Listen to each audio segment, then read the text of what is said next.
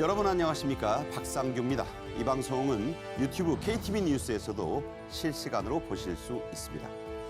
미국과 일본의 장관급 관세 협상 1차 라운드가 끝났습니다. 두 나라는 되도록 빨리 합의해서 정상회담을 통해 결과를 발표하기로 합의했다고 밝혔는데요.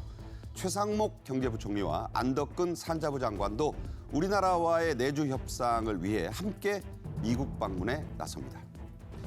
미국에서 원자로 기술을 배워온 우리나라가 66년 만에 원자로를 미국에 역수출했습니다.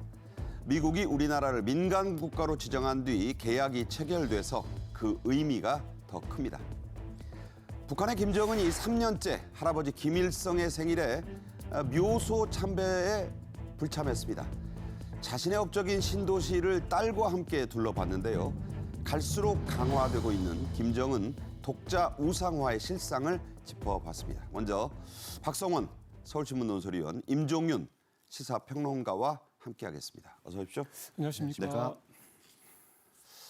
우리가 참고할 시범 케이스랄까요? 또 모델 케이스로 주목받았던 미일 간의 이 장관급 관세 통상 협상, 일단 상견례를 겸해 끝났습니다. 자, 어떤 결과가 나왔죠? 예, 그 16일 날 있었던 그 일본 대표단과 트럼프 대통령이 직접 돌발적으로 나타난 이런 1차 협의에서는 일단 그 결과를 내기보다는 양쪽이 요구사항을 내놓은 정도로 봐야 될 것 같고요. 그래서 아카자와 료세이 그 일본 경제재생상은 그 결과에 대해서 양국 정상이 조만간 빠른 시간 내에 다시 협의를 해서 결과를 최종 발표하게 될 것이다. 그러니까 앞으로도 협상이 한두 번 더 있을 수 있다는 거예요? 그렇습니다. 아마 그래서 빠르면 이달 내로 바로 그 이시바 시게루 일본 총리가 방미를 해서 아마 직접 그 타결을 짓고 발표를 하는 순을 밟을 것 같은데요.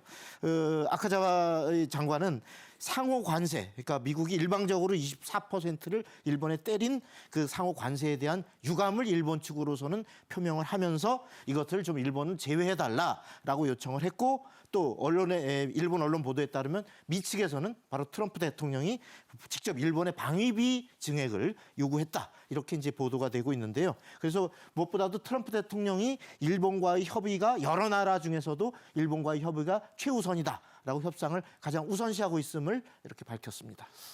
왜 트럼프가 저런 말을 하냐면요. 지금 중국이 버티는 바람에 미국이 오히려 솔직히 공격에 지금 처해 있어요. 그래서 일본 문제를 먼저 풀어내야 중국을 포위할 수 있다, 이렇게 생각하는 것 같습니다.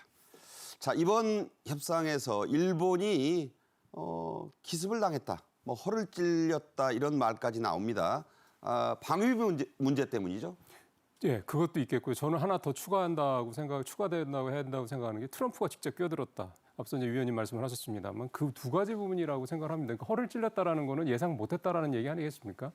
사실은 이제 이번 원래 일본의 협상단이 미국으로 갈 때는 관세 때문에 간 겁니다. 관세가 지난번 상호 관세 발표 때 이제 24% 일본의 정부에 때렸는데, 이 24%의 관세를 그대로 가게 되면 사실 일본도 수출로 먹고 사는 나라다 보니까 타격이 엄청나게 크죠. 일본 주식시장 지금 올 들어서 계속 부진한 이유도 그거거든요. 네. 근데 딱 가서 이제 그거 하려고 협상단이 출발했는데, 이제 말씀하신 대로 트럼프 대통령이 끼어들면서 이제 여기에서 방위 얘기갖다 집어넣고 하니까 이제 당할 수밖에 없는 거죠. 그러니까 이 트럼프의 그 일기 때도 여러 번 보였던 전형적인 협상술이라고 좀 볼 수가 있겠는데, 실무자들이 딱 준비하고 있는데 자기가 끼어들고 또 엄한 거 하나 집어넣고, 이렇게 되면 협상단 준비가 안 됐을 때는 당연히 협상의 주도권을 미국에 뺏길 수밖에 없는, 이거를 이번에도 노린 거라고 봐야 될 것 같습니다. 중국산 마가 모자를 일본 협상단장에게 줬어요. 이것도 참 약간 웃지 못할 코미디예요. 네, 그러니까 참 그런 것도 보면 이게 결국 트럼프 대통령은 우리가 객관적으로 봤을 때는 돌출 행동인데 본인은 계산하는 거죠. 의도한 거죠. 네. 이 일기 때도 효과를 많이 봤거든요. 물론 그 효과라는 게 일시적이었다라는 것도 아마 잘 알 겁니다. 네. 자, 상황이 이렇게 트럼프의 깜짝 등장, 그리고 일본 또 측으로서는 왜 방위비 문제가 들어와, 이렇게 하는 상황이 되자 도쿄에서 난리가 났습니다. 이시바 시게루 일본 총리 한밤중에 강요들을 불러 모아서 긴급 대책회의까지 했죠? 그렇습니다. 이제 이시바 시게루 총리로서는 이 협상단의 보고를 받고 보니까 다른 사람도 아니고 트럼프 대통령이 예상외로 직접 나서서 방위비 분담까지를 테이블에 딱 얹어놓고 네. 그리고 자기의 소셜 미디어 트루스 소셜에다 뭐라고 했냐면 큰 진전이 있었다라고 일방적으로 선언을 해버렸어요. 자기가 진전을 이룬 거죠. 예, 50분간 자기는 사전 면담 형식으로 대표단을 만난 다음에 본 협상인 75분간 본 협상에 참석도 안 했는데 바로 본인이 던져놓은 숙제, 바로 엄청난 가이드라인을 일종에 던져놓고 이거 반드시 해라라고 이제 주문을 한 건데 이거를 놓고 일본은 그 이시바 시게루 총리는 자 이러한 방위비 확대 부담에 대해서 어떻게 대처할 것인가를 놓고 아마도 깊이 있게 강요들과 논의를 한 것 같고요. 그래서 이제 적절한 시기에 바로 직접 방미해서 트럼프 대통령과 회담을 하겠다 이렇게 밝혀놓은 상태입니다. 자, 저 얘기는 미국 측의 의도대로 정상회담을 통해 발표한다. 그러니까 도쿄로 날아오면 이시바 시게루하고 같이 또 옆에 세워놓고 미국 측의 의도대로 협상 결과를 발표하겠다. 한 석 달 본다고 합니다. 본 협상 종료까지는. 자, 일본 협상단장 앞에 트럼프 대통령이 이렇게 불쑥 나선 것은 다 의도된 거지만 일본 측에서는 기습이라고 보죠. 그만큼 이번 협상에 걸었던 이 트럼프 대통령의 기대가 크다는 얘기인데요. 직접 들어보시죠. 日本との協議が最優先である、それはもう70カ国、100カ国列なしているとおっしゃっているときに、全部に大統領が出られるわけはありませんので、日本との協議が最優先であるをまさに体現をされたということが一つだと思います。 네, 저렇게 한 거는 트럼프를 보기 전에예요. 그러니까 완전히 좀 기습을 당한 셈인데 트럼프 대통령이 직접 방위비, 이걸 군사 지원이라고 표현했습니다. 그런 걸 좀 일본 측이 더 늘려서 부담을 해라. 이렇게 말한 데 대해서 일본 측 지금 당황하고 있습니다.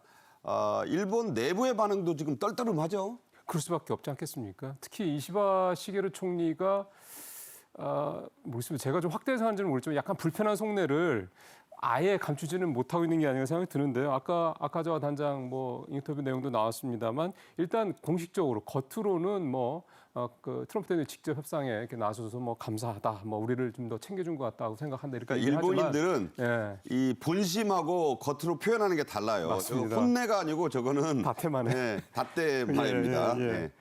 그리고 이제 아까 단장이 한 대로 이제 90일 이내 관세 협상을 마무리 원한다. 그러니까 결국 일본 협상단은 24% 관세 내리는 게 그게 목적이었던 거예요. 그래서 이제 미국을 갔던 거고 지금 뭐 이제 앞서 위원님 말씀하신 대로 이제 당장 이게 뭐 금방 결론이 날 문제는 아니기 때문에 협상을 계속해야 할 텐데 총리의 얘기를 좀 들어보면요. 이시바 총리가 이제 협상단 보고받은 다음에 했던 얘기가 양측 간의 입장차가 여전하고 쉬운 협의가 안 될 것이 이렇게 표현을 했거든요. 네. 그러니까 이렇게 표현한다는 건 저는 좀 이례적이라는 생각 좀 들었고요. 그만큼 불편하다라는 거를 우회적으로 돌려서 한 얘기라는 생각이 들고요. 특히 트럼프 대통령이 이제 협상단 만난 자리에서 이 방위비 얘기를 이제 얘기를 했다고 하죠. 그래서 미일 안전보장조약에 대해서 불만을 이제 우회적으로 이렇게 얘기를 하면서 결국 이제 방위비 올려달라 얘기인데 좀 알아보니까 지금 주일 미군이 한 5만 명 정도 되고 1년에 주둔비가 1조 500억에 그러니까 우리 돈으로 10조 원이 좀 넘거든요. 우리가 올해 1조 4천억 원을 내니까 대략 우리가 한 10배 좀 되는 거죠. 우리도 뭐 못지 않겠네요. 그렇죠. 그러니까 우리는 한 2만 8천 명, 일본이 우리 한 2배 정도 되는데 한 10조 정도 내는 거니까 연간. 어쨌든 만만치는 않을 건데 일본 입장에서 여기서 더 내라고 그러니 답답할 것 같긴 합니다. 네, 그러니까 관세를 깎아주는 대신에 그걸 다 방위비로 그렇죠. 받으니까 미국 측 입장에서는 그 달러나 이 달러나 똑같다는 얘기입니다. 자, 일본과 우리의 상황 참 비슷하죠. 이 방위비 문제가 걸려 있고 우리는 그게 훨씬 더 큽니다. 자, 우리로서도 철저히 또 단단히 대비해야 할 대목이죠. 그렇습니다. 이번에 트럼프 대통령의 전격 출현에서 보듯이 출몰이죠. 예. 예, 출몰에서 보듯이 관세와 안보를 연계한 이른바 원스톱 쇼핑을 트럼프 대통령이 선호하고 있다는 게 눈으로 확인된 상황이거든요. 바로 그래서 이제 우리의 경우도 최상목 부총리 겸 기재부 장관하고 안덕근 산자부 장관이 다음 주에 방미해서 각각 미국의 재무장관하고 또 상무장관을 상무장관을 이렇게 만나기로 돼 있는데 경우에 따라서는 2+2 양쪽 2명의 장관이 한꺼번에 만나는 그러니까 이러한 관세 통상 다 하겠다. 그렇습니다. 심지어 아까 재무장관이 갔으니까 환율 문제까지도 꺼낼 수도 있는 여러 가지의 기습적 상황에 대해서 염두에 두고 우리 장관들끼리도 상호 연계된 패키지의 협상에 대비해야 되는 상황이고요. 또한 아까 트럼프 대통령이 지난번 일본처럼 갑자기 나타날 수도 있어요. 그래서 한국에 대해서도 역시 바로 안보 문제, 방위비 문제를 바로 탁 틀이 대면서 이걸 가지고 어떤 그 외환 또 이 무역 협상의 지렛대로 활용하려고 할 가능성이 적지 않기 때문에 특히 이 부분 방위비 분담과 관련해서는 일본이 지금 미국에 대해서 우리는 74%의 주한미군 비용을 분담하고 있다. 라고 한국보다 우리가 월등히 높다. 이렇게 들이댈 가능성이 상당히 높습니다. 그래서 한국의 경우는 지금 40%를 부담하고 있는데 이렇게 될 경우에 일종의 죄수의 딜레마 같은 그래서 서로가 손해 안 보려고 하다가 함께 손해를 보는 이런 상황에도 봉착할 수 있기 때문에 여러 가지 시나리오를 다 염두에 두고 지금 대비를 해야 될 것 같습니다. 네. 더 쉽게 말씀드리면 일본하고 우리나라를 따로따로 신문하면서 야, 너 손해 안 보려면 불어라. 그게 바로 수인의 딜레마입니다. 자, 호락호락하지 않는 중국을 더욱 압박하기 위해 트럼프 행정부는 중국 반도체 업계의 목줄을 더 바짝 죄고 있습니다. 이거 그 엔비디아가 지금 주가가 폭락했어요. 네. 얼마나 타격을 줄까요? 엔비디아 주가 말씀 잠깐 하셨지 않습니까? 120달러 정도 된 게 지금 100달러 언저리까지 떨어졌으니까 상당히 많이 떨어진 게 맞고 그게 말씀하신 이제 미국의 이제 엔비디아의 이 반도체 AI 반도체 칩 이거를 이제 중국에 수출 못하게 한 건데 지금 일단 값싼 것까지 다 못하게 했어요. 예, 값이 그렇죠. 그나마 AI 칩 중에서는 싼 거죠. H20이라고 이게 이제 엔비디아가 중국에다만 수출하려고 만드는 이제 반도체 칩인데 이게 지금 가장 현재 그 주력이 H100이거든요. 이 반도체 칩에 이 H20이 한 20% 정도 능력이 된다고 그럽니다. 그러니까 원래는 H800이라고 그래서 H100의 한 70%, 75% 정도 되는 기능을 가진 반도체까지 수준을 떨어뜨려서 그거까지만 했다가 이것만 가지고도 중국이 워낙에 치고 올라오니까 그럼 그것도 안 되겠다. 그래서 H20이라는 것을 낮춰서 이제 그걸 하던 건데 이제 그것도 못하게 이제 막겠다라는 거잖아요. 결국 이를 통해서 중국의 AI 굴기를 막겠다라는 게 미국의 또 트럼프 대통령의 이제 의도인데 사실 H20 정도의 이 AI 칩은 중국에서 좀 이미 개발됐다라는 얘기가 있습니다. 네. 최근에 딥시크 쇼크 때도 물론 그때 딥시크 같은 경우는 H20을 갖다 쓴 거는 맞는데 지금 이미 화웨이나 이런 데서 H20 정도의 준하는 칩을 만들었다는 얘기도 있기 때문에 아마 이번 일에 대해서 중국에서 그렇게 격하게 반응을 안 하는 거 보면 네, 막아라 우리 거 쓰지 뭐 이렇게 아마 생각하는 것 같아서 트럼프 대통령이 의도하는 것만큼의 그렇게 굉장히 큰 어떤 그런 어떤 충격이나 이런 여파는 상대적으로 크지 않을 수도 있다도 좀 간과할 수는 없을 것 같습니다. 임평론가 말을 들으면서 다시 한번 생각해 보는 것. 모택동이 과거 월등한 군사력을 가졌던 장개석 군대를 상대로 싸우지 않고 깊숙이 도망치면서 시간을 봅니다. 그 장정이 생각나는 그런 그 중 반도체 전쟁의 양상이 아닌가 저는 그렇게도 보고 있습니다. 우리 기업들도 미국과 중국의 AI 전쟁에 참 밀접하게 연관이 돼 있죠. 우리 업계에도 당연히 불똥이 좀 튀겠죠? 그렇습니다. 지금 우리는 중국의 AI 산업의 굉장한 육성의 어떤 반도체 수요를 우리가 상당 부분 수출할 수 있을 것으로 기대를 했는데 특히 이 삼성전자와 SK 하이닉스 같은 경우 타격이 있을 수밖에 없겠다라는 생각이 들고요. 지금 미국이 고성능의 반도체의 미국 대중국 유입뿐만이 아니고 바로 저성능까지도 구멍을 다 틀어 막고 있는 이런 상황이기 때문에 심지어 이제 이뿐만 아니라 잇몸까지 지금 다 뺏는 격이다. 이런 상황 속에서는 바로 미중의 반도체 전쟁이 이렇게 극화되고 격화되고 이런 상황에서는 우리의 대중국 수출 물량이 상당 부분 상실될 이런 위험성이 상당히 현실화되는 것 같습니다. 임평론가 말대로 만약 중국이 H20에 준하는 반도체 개발에 성공해 있다면 중국의 버티기는 훨씬 더 길어질 가능성이 큽니다. 다음 주제 가죠. 또 미국 얘기긴 합니다만 우리에게 기쁜 소식입니다. 미국에서 원자력 기술을 배워온 지 66년 만에 우리가 미국의 원자로를 되레 수출하는 이른바 역수출하는 쾌거. 자랑스럽네요. 예, 66년 그게 거슬러 올라가니까 1959년이더라고요. 그때 우리가 이제 미국에서 연구용 원자로를 이제 도입을 하면서 어떻게 보면 이제 우리나라의 이제 본격적인 원전 연구가 시작이 됐다 이렇게 볼 수가 있는 건데 이제 역으로 우리가 이제 미국의 미시간 대학에 이 연구용 원자로를 이제 수출을 하는 이제 정말 쾌거라는 표현이 가장 적합하지 않겠나 이런 생각이 좀 듭니다. 이번에 수출용 원자로는 미국 미주리대 차세대 연구로 사업에 적용이 되는데 계약금이 141억 원. 사실은 이거는 금액보다 의미죠. 그럼요. 상징성인 거고요. 그리고 잘 아시는 것처럼 이제 우리가 작년에 체코 원전 수출도 하고 올해도 아마 이제 원전 수출에 대한 얘기들이 계속 좀 나올 텐데 이렇게 글로벌하게 원전을 수출할 수 있는 나라가 된 것도 역시 출발점은 1959년에 우리가 미국에서 연구용 원자로를 가져왔던 거, 받았던 거 이제 거기서 시작됐다. 어떻게 보면 이제 청출어람의 가장 또 대표적인 사례로 될 수도 있을 것 같습니다. 네, 뭐 형만한 아우가 없다는데 아우가 형을 지금 이기는 형국입니다. 자, 우리나라의 전력 사정이 참 열악하기 그지 없었던 시기. 바로 1950년 말에서 1960년 초입니다. 드라마에 많이 나오죠. 못 살던 그 시기. 이번에 뭐 폭삭 소가수다에도 그 시기입니다. 자, 이때 들어왔던 원자로 제3의 불이다. 이런 찬사까지 들었습니다. 당시 모습 돌아보겠습니다. 20세기 과학기술의 상징으로 제3의 불이라고 불리우는 원자력 발전소 건설이 우리나라에서도 한창입니다.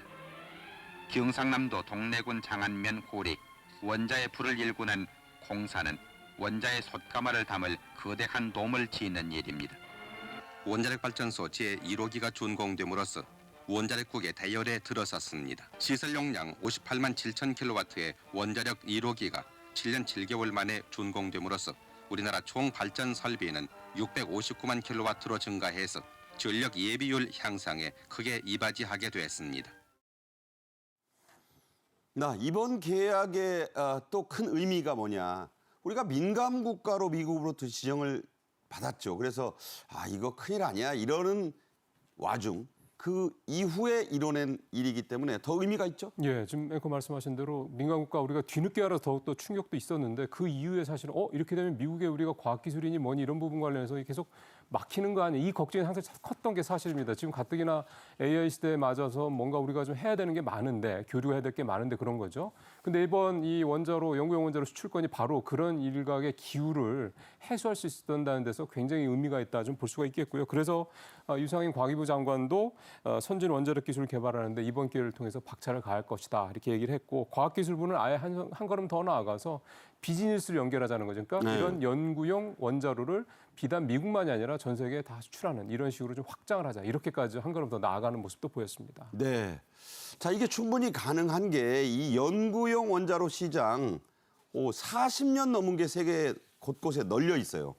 그러니까 여러분 뭐 40년 된 기계 쓰시겠습니까? 그래서 앞으로도 꾸준한 수요가 기대되는 참으로 유망한 시장이죠. 그렇습니다. 우리나라가 이제 연구용 원자로 수출 처음 한 거는 2009년에 5메가와트급 그리스에 처음 설계 기술 수출을 시작으로 해서 이후 태국, 방글라데시, 말레이시아, 네덜란드 이렇게 7개국에 현재 이루어지고 있는데 이번에 이제 본국인 미국까지 이렇게 진출했기 때문에 자, 지금 IAEA에 따르면 연구용 원자로는 현재 54국에서 227개가 운영이 되고 있는데 이 중에 40년 이상 된 노후 원자로가 대부분이라고 합니다. 그래서 앞으로도 꾸준히 교체 수요가 있기 때문에 지속적인 수요가 전망되고 있다. 이렇게 볼 수 있겠습니다. 그러니까 40년 이상 됐다 그러면 네. 우리가 불안해서 못 쓸 거 아니에요? 그렇습니다. 그러니까 우리나라는 30년 넘으면 지금 교체하자고 하는 거니까 네. 저거 대당 가격이 수백억 원일 텐데 그 이상이죠. 네, 네. 상당히 기대가 큽니다. 다음 주제로 가죠. 한덕수 대통령 권한대행이 17일 경주 에이펙 정상회의 준비위원회 회의를 주재했습니다. 이 모두 발언 핵심 대목을 직접 들어보시죠. 이제 정상회의까지 얼마 남지 않았습니다.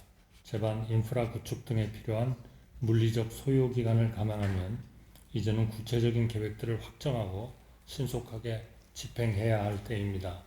또한 정상회의의 성과는 물론 에이펙을 계기로 우리의 국가 브랜드 가치를 널리 알리기 위해서는 지금부터 단계적으로 그리고 전략적으로 홍보를 시작할 필요가 있습니다. 네, 미중 간 관세 전쟁, 트럼프발 관세 폭탄으로 세계 경제가 이 불확실성의 늪에 지금 빠져 있습니다. 그래서 더더욱 올해 이 에이펙에 대한 관심 커져 있죠. 예. 왜냐하면 이렇게 불확실하다고 생각을 들 때 사람들이 또 불안해할 때 그게 사람만 불안한 게 아니라 국가들도 불안할 수밖에 없는 거거든요. 정부를 운영하는 공무원들도 마찬가지일 거고. 그럼 이런 상황에서 주요 국가들의 정상들이 한 장소에 한 국가에 모인다. 그것도 같은 시간에 이것만큼 서로 간에 뭔가를 협의하고 도움받을 걸 서로 좀 상의하고 어려운 상황을 헤쳐나갈 수 있는 뭔가 솔루션을 만들어내는데 이것만큼 좋은 기회가 없는데 그 대단한 기회가 이제 한국에서 열린다라는 게 참 어떻게 보면 이제 우리나라한테도 기회가 될 수 있다라는 생각이 좀 드는 거고요. 10월달에 이제 말씀을 드린 것처럼 이제 경주에서 열리는데 한국은행도 이제 이렇게 중차대한 위기 시국에 이런 굉장히 중요한 행사가 한국에서 열리는 만큼 준비에 만전을 기하라 이런 얘기고 무엇보다 중요한 게 이제 원팀을 잘 만들어서 중간에 시간이 사실 그렇게 넉넉하게 남은 것도 아니거든요. 차질 없이 꼼꼼하게 잘 준비하라는 얘기를 좀 한 거고요. 여기 이제 최태원 회장. 왜냐하면 이 에이펙 행사는 이제 정상들도 회의를 하지만 이 주요 기업들의 CEO들도 모여서 또 회의를 하거든요. 비즈니스 포럼이죠. 예, 그런 게 있잖아요. 그래서 아마 그거는 이제 최태원 우리 대한상임회장이 주도가 될 것 같은데 역시 정부와 민관이 협력해서 이번 행사를 우리나라 경제에 도움이 되는 큰 기회로 삼자 이런 취지의 얘기를 했습니다. 네. 한덕수 대행은 특히 인프라스트럭처 이 준비를 좀 신속하고 완벽하게 해달라고 당부했는데 경주하면 뭐 생각나는 게 천년고도, 불국사, 첨성대, 다보탑인데 이것만으로는 좀 부족하잖아요. 그렇습니다. 우선 정부 차원에서는 정상회의장과 같은 어떤 필수 회의 공간 이런 조성과 또 숙소 개보수 이런 기본적인 사항들을 9월 말까지 완료할 계획이고요. 그리고 경주시도 말씀하신 것처럼 어떤 관광 인프라 이것 준비 차원에서 불국사공원의 그 일대 인프라를 확실하게 9월까지 정비를 마치고 그리고 응급의료 체계 구축 차원에서 에이펙 정상회의 협력 병원을 기존에 13개로 준비했었는데 23개로 확대키로 10개를 늘리자. 확대키로 했습니다. 자, 왜 이 응급의료 체계가 좀 중요한 이유가 뭐 있을까요? 그렇습니다. 이번에 그 무려 이제 2만여 명이 동시에 쏟아져 들어오는데 우리의 그 현재 의료 개혁과 관련해서 진통을 겪었던 직후 아닙니까? 이런 것들이 혹시라도 만에 하나 차질이 있으면 안 되기 때문에 이번에 각별히 신경을 쓰고 있습니다. 자, 이번 경주 에이펙은요 어마어마한 규모입니다. 그 숫자도 방금 박 의원 말씀하신 대로 2만 명이 넘게 오고요.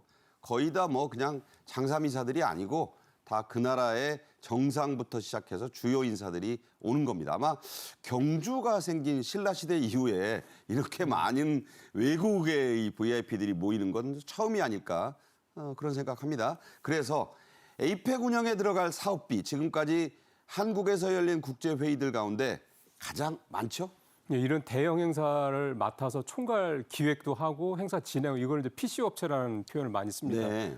컨벤션 기획사 이렇게 얘기를 하는데 우리나라 역대 이 컨벤션 그러니까 PCO 그 예산 가운데 이번 에이펙 경주 행사가 272억 원으로 엄청나네요. 역대 최대 규모로 갑니다. 행사 용역비잖아요. 그러니까 이게 며칠짜리 행사에 들어가는 비용만 270억이 넘는다 그러니까 사실 굉장히 크고 이게 얼마나 의미 있는 행사고 중요한 행사인지 알 수 있는 건데 왜 그러냐면 정상회의 등 이런 회의들이 또 되게 많죠. 그다음에 만찬도 계속 있습니다. 이런 식사 이런 문제도 있겠고요. 또 각국 정상들 대표단들 뭐 그 해당 나라에서는 뭐 다 상위에 있는 사람들이니까 얼마나 의전도 중요하겠습니까? 이런 네. 부분들도 있고요. 그다음에 앞서 말씀하셨던 대로 이제 민간 차원의 주요 기업들 CEO들 오는 그런 비즈니스 포럼도 있기 때문에 이런 경제인 행사 준비도 좀 같이 해야 됩니다. 이번 정상회의는 이제 에이펙 회원국 21개국 정상들 그다음에 2, 3개국 정도 초청국이 있을 것으로 예상이 되고요.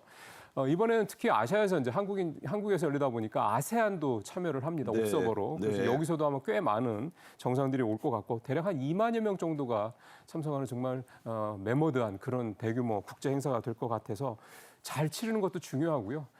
그러다 보니까 이 총괄 회사, 그러니까 PC 업체를 어디가 될지 이것도 사실 업계에서는 초미의 관심사입니다. 네. 자, 그래서 이게 뭐 대기업이 물론 뭐 잘할 수도 있겠지만 이번 행사 기획에는 중소기업들에게도 문호를 활짝 열었습니다. 실제로 낙찰될 수도 있다고 해요. 예, 이번에는 컨소시엄 형태로 하기 때문에 그럽니다. 그러니까 최종 계약자, 최종 PC 업체 5개 회사와 계약을 할 수 있도록 이번에 내용을 좀 바꿨거든요. 그러다 보니까 물론 이제 아마 메인 업체들은 대형 뭐 이를테면 대기업의 그런 광고 기획사 같이 이런 대형 행사를 많이 치러본 경험 있는 데들이 될 수 있겠고, 또 하나는 원래 또 PCO, 정통 PCO 쪽 업계에 또 큰 기업들이 주로 좀 하겠고, 근데 여기에 이제 중소기업들도 컨소시엄을 구성해서 입찰을 할 수 있도록 돼서요. 입찰이 된다는 보장은 없지만 될 경우에는 우리 중소기업들도 이렇게 큰 행사를 치러볼 수 있는 직접 경험을 이렇게 가져볼 수 있는 굉장히 좋은 기회가 될 수 있을 것으로 기대가 됩니다. 네, 뭐 중소기업들도 능력이 되면 그럼요. 이번에 도약할 수 있는 그렇죠. 충분한 기회다. 이런 말씀 드립니다. 임종윤 평론가와는 여기서 인사드리겠습니다. 잘 들었습니다. 네, 수고하셨습니다. 북한 김정은의 독자 우상화가 이제 자리를 잡아가는 것 같습니다.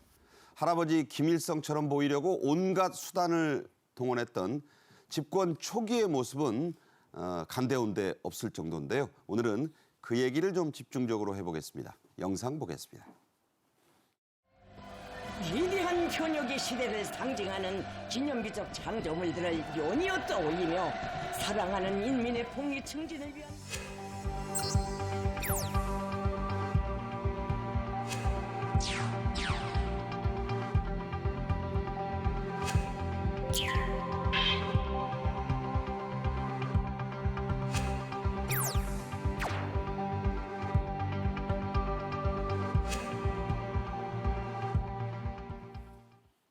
네, 이 주제는 안찬일 세계 북한 연구센터 소장도 함께 하시겠습니다. 안녕하세요. 안녕하십니까. 네. 자, 북한 정권을 창업한 이 김일성의 생일, 오죽하면 뭐 태양절이라고 불러왔겠습니까? 그리고 태양 궁전에 지금 누워 있죠. 그런데 그 생일과 참배가 그 손자인 김정은에게는 3년째 사실상 무시되고 있습니다. 김정은은 태양절로 불리던 할아버지의 생일날 자신의 치적 돌아보기에 치중했습니다. 그 장면 보시죠. 경애하는 김정은 동지께서 중공 테이프를 끊으시었습니다.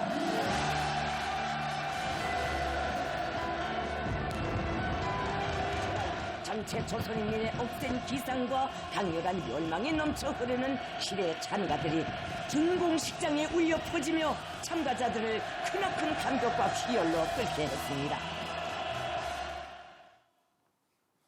네, 저 부감이라고 위에서 본 그 촬영 장면을 보니까 언뜻 강남대로 같기도 하고 싱가포르 같기도 합니다. 저렇게 꾸며놨습니다. 자, 이 김정은의 태양절날 저 행사를 했거든요. 이 행보를 보면 이날이 과연 한때 북한의 신이었던 김일성의 생일날 맞나 싶습니다. 김정은이 벌써 3년 내리 태양궁전 참배를 하지 않았죠? 네, 그렇습니다. 2020년 이제 코로나 확산기에 딱 한 번 안 했고, 그도 이제 2021년, 23년 이설주와 함께 쭉 했습니다. 그 다음부터 이제 지금 3년째 하지 않고 있습니다. 이것은 이제 북한이 태양절이라는 글자, 그러니까 태양절이라고 명명한 건 1997년에 김정일에 의해서 명명됐습니다만 벌써 뭐 오래됐네요. 네, 오래됐습니다. 그런데 지금 태양자를 지으면서 태양절이라고 부른 게 올해 들어와서도 뭐 언론에 그저 한 7차례 나오고는 거의 태양절이라는 말을 이제 삭제하고 있습니다. 네. 이런 걸 보면 이제 김일성을 끌어내리고 자신이 그 자리에 오르려는 게 아닌가 이렇게 예측이 됩니다. 네. 원래 태양이라는 게 하나만 딱 떠 있어야죠. 북한의 태양이 2개일 수도 없다. 이런 의미 아니겠습니까? 뭐 4월의 명절이 뭔지 모르겠습니다만, 자, 김정은의 부부 동반 태양궁전 참배가 뚝 끊긴 것, 지금 말씀 들으신 대로 재작년부터입니다. 태양절이란 명칭도 그때쯤부터 바뀌었는데 이걸 바꾼 그 이유, 그리고 왜 4월 어쩌고로 바꿨죠? 4월의 명절로 지금 부르고 태양절이라는 말은 쓰지 않는데, 이 금수산 기념궁전도 금수산 태양궁전 아닙니까? 그렇죠. 그런 거 보면 아마 모름지기 그 이름도 거기서 태양을 뺏을 가능성이 높은데, 이게 이제 언론에 공개 안 되다 보니까 우리가 모르고 있습니다만은, 어쨌든 김정은은 자기 할아버지 태양으로 호칭되던 자기 할아버지하고 사진 한 번 못 찍고 얼굴 한 번 못 본 사람. 사실 존재도 모르고 네, 김일성이 존재도- 죽었다죠? 예, 맞습니다. 그러다 보니까 마음속으로부터는 저 사람을 이제 숭배하는 게 못마땅한 거죠. 그러니까 할아버지 품에 안겨보지도 못했는데 안겨보지도 못했는데 왜 내가 저 사람을 태양으로 받들어야 됐나 이런 네. 못마땅함이 그걸 끌어내리는 계기가 되지 않았나 보여집니다. 그러니까 이제 제1동포 고용희의 태생이라는 걸 알고 김정일이 나중에 밝히니까 예. 사실 김정은은 김일성에게 잊혀진 손자였던 거죠. 그렇죠. 그런 사감도 존재했을 것이다. 이런 말씀이네요. 김정은은 평양의 신도시 화성지구 준공식 앞서 보셨던 그 행사에 갈 때 딸 주에만 달랑 대동했습니다. 여기서 다분히 의도된 것으로 보이는 돌발 행동이 나왔습니다. 어떤 건지 함께 보겠습니다.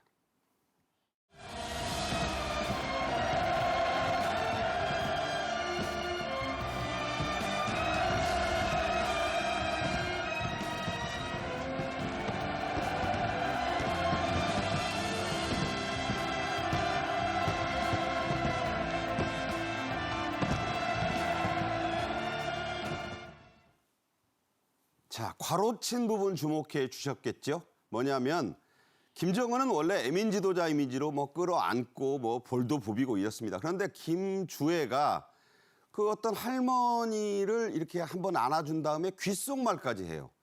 자, 저것도 다분히 의도된 연출이라고 하지 않을 수 없어요. 예, 보셨듯이 지금 영상 속에서 보면 김주애가 북한 주민한테 먼저 손을 내밀고 그다음에 귓속말로 가서 뭐라고 스킨십을 합니다.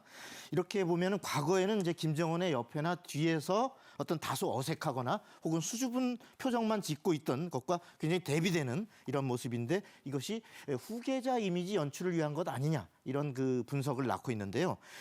보면 엄마 그 리설주를 닮은 머리도 반 묶음 올린 머리. 딱 똑같아요. 멀리서 예. 보면. 그리고 또 하얀 블라우스에 검정 바지, 갈색 자킷, 가죽 자킷. 이것까지 똑같아요. 철저히 바로 어머니의 그 모습을. 그래서 김정은의 일종의 동반자 내지 우리 자유세계에서 보면 영부인과 같은 이런 이미지를 연출하고 있는 것이 아닌가 이렇게 분석이 되고요. 또 행사장을 아까 떠날 때의 모습을 보면 김정은과 같이 이렇게 손을 이렇게 흔듭니다. 같이 흔들어요? 주민들에게. 이것은 우리가 로얄 패밀리로 바로 주민들의 존경을 받고 있다. 이런 모습을 연출하고자 하는 것, 이런 것이 아닌가 생각이 듭니다. 그래서 지금 보면 리설주는 1년 4개월째 공식 석상에서 모습을 나타나지 않은 채 바로 이 딸에게 포커스가 관심이 집중되게 만들어서 딸을 밀어주게 하고 있는 것 아닌가 이렇게 분석이 나오고 있습니다. 네. 김정은 옆에 서서 같이 손을 흔들 수 있는 사람 김여정도 그렇게 못합니다. 북한에서는. 그 점을 좀 주목할 필요가 있습니다. 김주애가 후계자 현장 수업을 받고 있다는 분석이 나온 지는 꽤 됐습니다. 최근 국정원도 그런 정황을 공개했죠? 네, 국가정보원이 이미 북한의 후계자는 거의 김주애 쪽으로 가고 있다. 이런 사실을 여러 차례 이제 국가정보위원회나 언론을 통해서 공개를 했습니다만 북한에는 뭐 대안이 없습니다. 김정은이가 물론 지금 뭐 42살이니까 1984년생이니까 42살 정도 됐죠. 그렇게 추정하죠. 예, 나이는 젊습니다만 뭔가 이제 그 질병과 또 여러 가지를 고려해서 저렇게 일찌감치 후계자로 자기 딸을 내세웠는데 그만큼 북한 내 어떤 내부 사정이 있다는 것도 우리가 고려해 볼 필요가 있습니다만은 많은 전문가들이 과연 김주애가 무슨 후계자냐 이렇게 의문을 제기하지만 저희가 볼 때는 이론의 여지가 없다. 북한으로서는 그 대안밖에 없다. 이런 지금 결론이 나오고 있습니다. 이른바 뭐 누가 있으면 모르겠는데 대안부재론 속에 김주애 후계자설은 시간이 지날수록 설이 아닌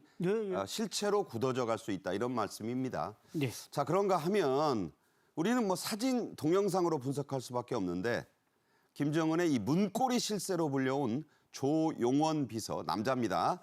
이 평양 신도시 준공식 현장에 안 나온 걸 두고 말들이 많아요. 예, 지금 그 김정은의 그림자로도 불리는 바로 조용원 당 조직비서라는 이 실세가 공개석상에서 2달 가까이 지금 모습이 안 보이고 있습니다. 그래서 얼마 전에 그 김일성 경기장에서 있었던 제14차 전국인민체육대회 남자 축구 경기대회 보도에도 보면 주석단에서 조용원이 사라진 상태거든요.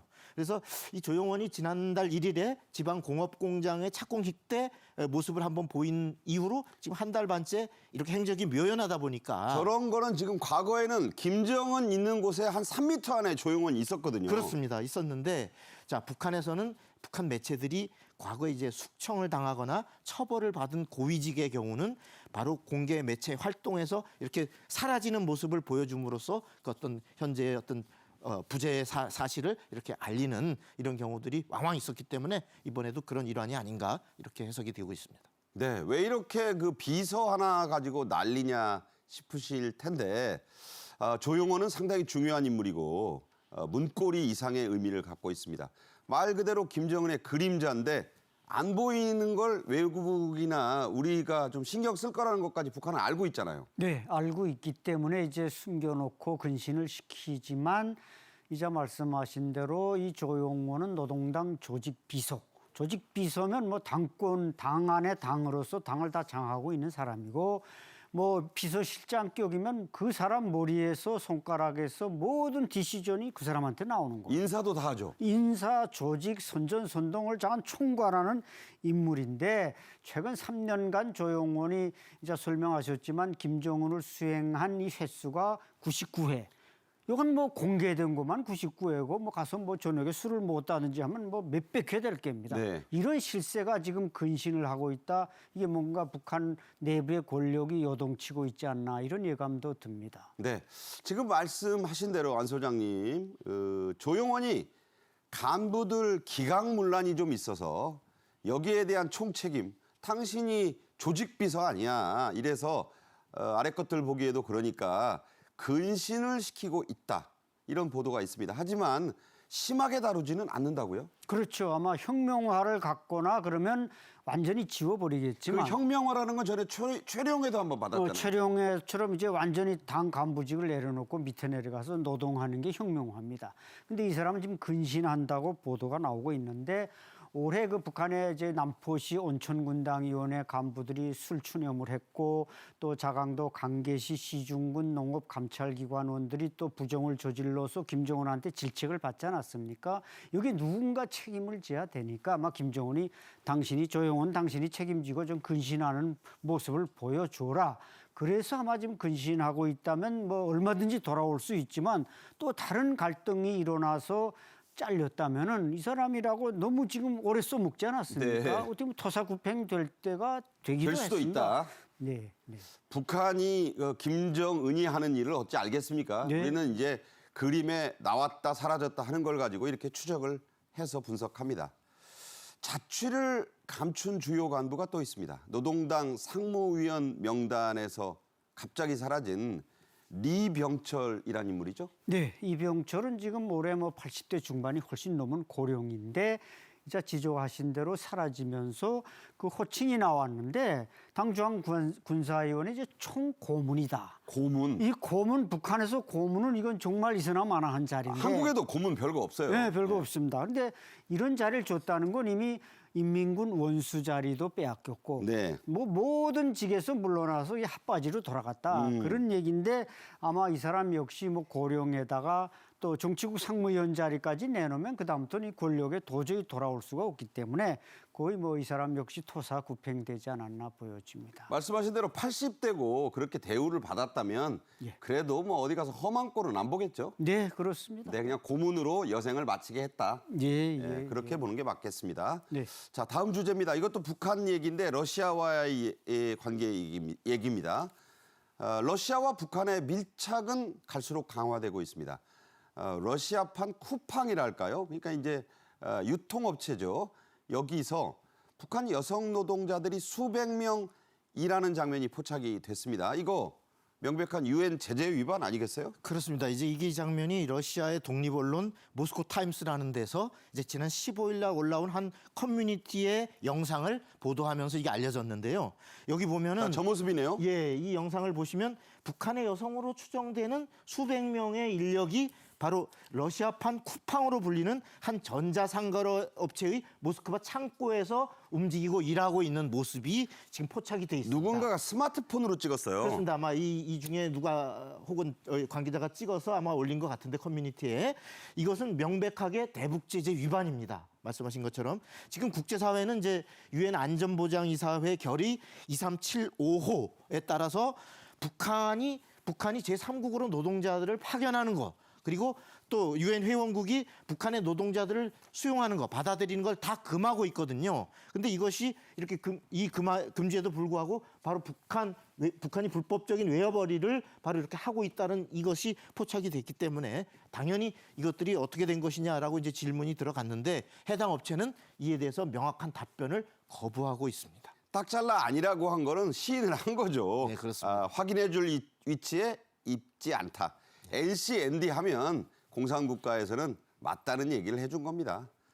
자, 러시아는 북한에 노동비자를 내준 적이 없다고 하고 있습니다. 그렇다면 뭐 한 가지밖에 없네요.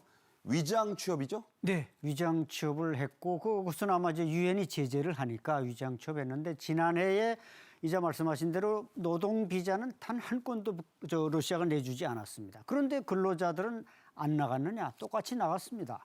지난 2015년, 17년에는 거의 95%가 노동 비자였습니다. 네. 이게 이제 유엔의 감시가 또 제재가 강화되니까 그 뒤부터는 이제 일체 노동 비자는 안 내고 아마 모름지기 100% 유학 비자로 나갔을 겁니다. 유학생 비자를 낸다. 유학 비자로 나가면은 꼼수네요, 꼼수. 완전히 꼼수를 부려서 이게 눈 감고 아웅하는 식으로 사람은 내보내서 노동하고 또 외화벌이는 해야 되겠고 이게 다 이제 우크라이나 러시아 전쟁과 관련해서 러시아가 눈 감아주는 조건이 있기 때문에 가능했을 겁니다. 네. 자, 그런가 하면 북한이 두만강 위에 다리 하나를 건설 중이라고 보도됐습니다. 이게 자동차가 다닐 수 있는 다리라고 합니다. 이게 또 의미가 다르죠. 이게 완성되면 자, 어떤 역할을 하게 될까요? 예, 이 지금 두만강에 건설 중인 다리는 이제 미국의 싱크탱크 CSIS라고 있습니다.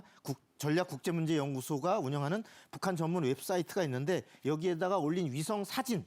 저 사진? 네. 화면에 나오는 저 사진을 통해서 이제 이 도로용 다리를 건설하고 있구나 한 것이 알려지게 됐는데 이걸 알 수 있는 이유가 첫째로 보면 이게 러시아 쪽에서 나무나 관목 이런 게 다 제거된 평탄한 상태의 어떤 부지 정비 작업이 돼 있고 네. 그다음에 또 164m 길이의 임시 다리가 건설돼 있습니다. 이것은 아마도 작업 인력과 장비를 이렇게 실어 나르기 위한 임시 다리로 보이고 그다음에 또 북한 쪽에서는 500m 거리를 두고 있던 소형 레미콘 공장까지도 건설돼 있는 거 보면 대대적인 다리가 건설되고 있구나 하는 걸 이제 알 수가 있는 건데요. 이렇게 지금 두만강에 놓이는 그 도로 자동차용 다리는 이번이 건설되면 처음입니다. 기존에는 이제 철도만 연결되게 돼 있었는데 이것이 이제 북한과 러시아가 우크라이나 전쟁을 계기로 확실히 밀착하고 있구나 하는 하나의 물증으로 볼 수 있겠습니다. 뭐 당연히 트럭, 사람 실은 차들이 오가면서 물자가 오겠죠. 그렇게 봐야 됩니다. 최근 북한에서는 종이난, 파지난이 일고 있습니다. 노동신문에 실렸던 김정은 사진, 그 종이까지 관리하느라 여념이 없다죠? 네, 그렇습니다. 북한에서 이제 신문은 4대 신문이 이제 주요 신문인데 노동신문, 노동당 기관지, 민주조선 정부기관지, 청년동맹 기관지, 뭐 청년전이 평양신문 이런 것들이 주요 신문인데 아닌 게 아니라 최근에 들어와서 거기에 김정은 사진이 많이 실리면서 자, 저런 거요. 예. 네, 저렇게 일면에는 항상 김정은 동향 소위 최고 통치권자가 나오니까 저걸 훼손하지 않도록 신문을 보고 나서는 무조건 반납하는 게 원칙입니다. 저게 또 칼라예요. 예, 뭐 거의 과거엔 칼라를 못 쓰다가 요즘은 뭐 무슨 이제 그 만용이 들어간지 칼라를 쓰고 있는데 우리도 칼라 쓴다 이거겠죠. 그렇죠. 네. 자기네도 뭐 좀 해보겠다는 건데 그러면서 이제 그 신문을 반납하는 그 기관의 책임자는 당 기관에 뭐 초급당 비서가 있으면 그 부비서가 있고 그건 네. 신문만 관리하는 겁니다. 저 신문 소속 자체가 또 선전선동부 관할이고 그런데 그걸 지금 초상화가 들어간 것뿐만 아니라 그 안에 속지까지도 바치라 이렇게 강요하고 있다고 합니다. 자, 그렇다면 이걸 왜 그렇게 하느냐? 김정은만을 위한 게 아니에요.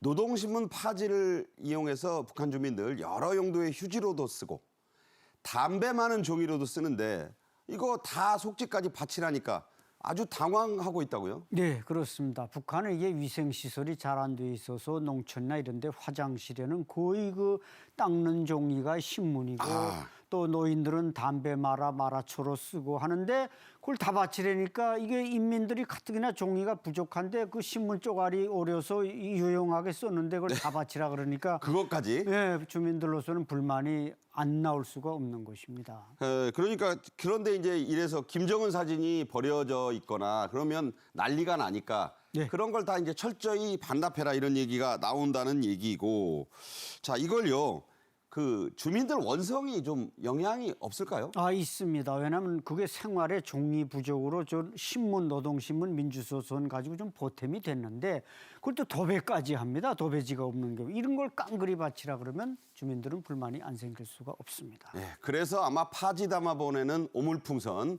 요새는 보낼 수 없나 본다 이런 생각도 하게 되네요. 안찬일 소장, 박성원 위원과 함께했습니다. 잘 들었습니다. 고맙습니다. 감사합니다. 네. 봄은 기다려도 오고 기다리지 않아도 온다는 시가 있습니다. 참 그게 실감나는 요즘이죠. 훈풍이 불고 있습니다. 많은 국민들의 팍팍한 살림살이에도 그런 날이 빨리 오기를 고대합니다. 주말 잘 보내시고 저는 다음 주 월요일 오후 1시에 또 뵙겠습니다. 고맙습니다.